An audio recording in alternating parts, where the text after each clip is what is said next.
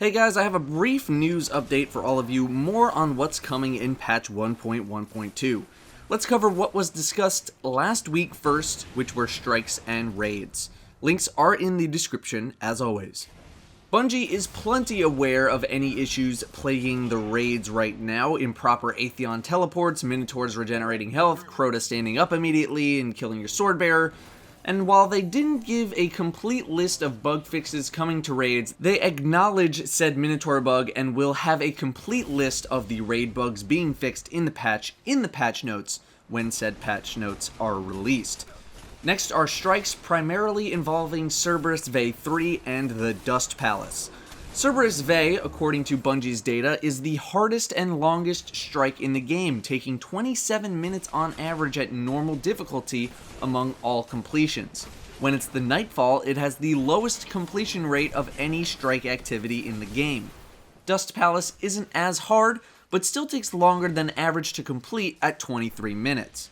Therefore, we'll be seeing some nerfs to these strikes in patch 1.1.2. Major combatants will have less strength, although whether that means their damage, their health, or both remains a mystery. The Scion Flayer shields are being reduced by about 15%. Those are the bosses at the end of the Dust Palace strike, not just regular Scions. Most notably, Valis Ta'aurc is getting a third of his health hacked off, which should make the fight a little bit shorter.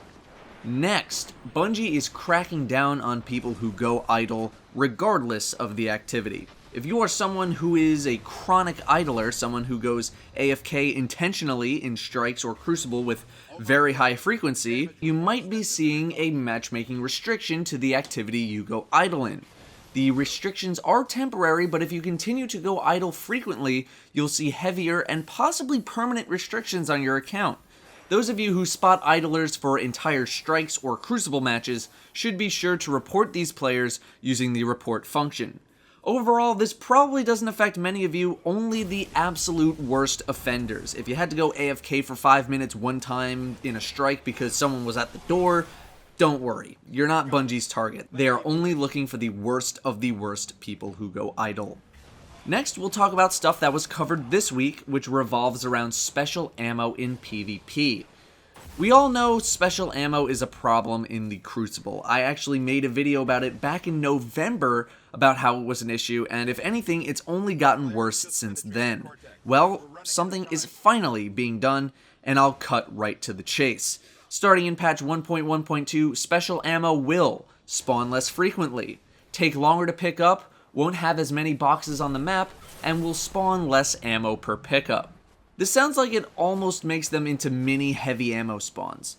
However, to counter this reduction in special ammo a little bit, the pickup radius for teammates of special ammo boxes is increasing, meaning even if you weren't right next to the person grabbing the special ammo, if you were close enough, you could still get it off the ground, similar to how heavy works, but with a larger radius.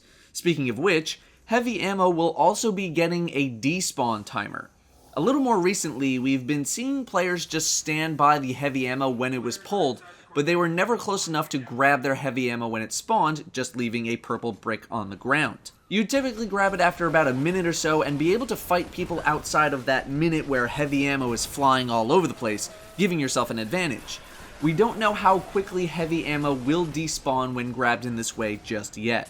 Regardless, it should reduce the ubiquity of heavy ammo in later stages of a match by a good amount.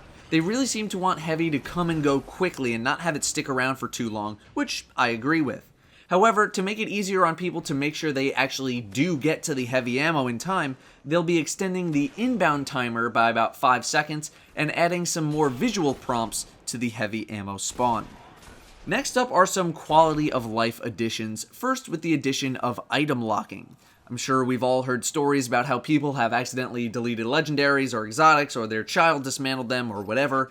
With the new item lock feature, you'll be able to lock items that will make them impossible to dismantle while locked.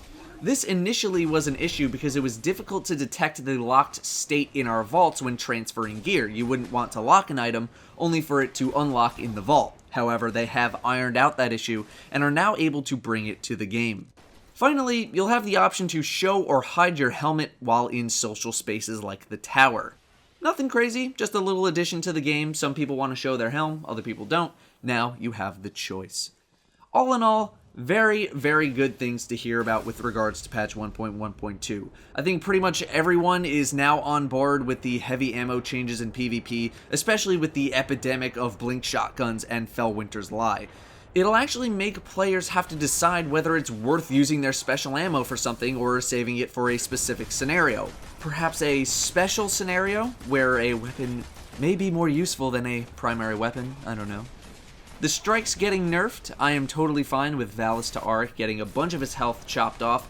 It can be a pretty difficult fight as is, and just having to burn through that massive health bar just made it really stressful at times, especially in weeklies and nightfalls where it's rare to have a room with just your team and the boss in it. The enemies really do spawn non-stop in that fight. I never thought the Dust Palace was that bad, but then again, it's not like we've ever had it as a nightfall or a weekly or anything, so I'm willing to trust the data that Bungie has. Once again, we still do not have a release date for this patch 1.1.2 or the House of Wolves just yet, but as soon as I hear anything else, I will be sure to update you guys. That's going to do it for me though. Thank you very much for watching, and I will see you next time.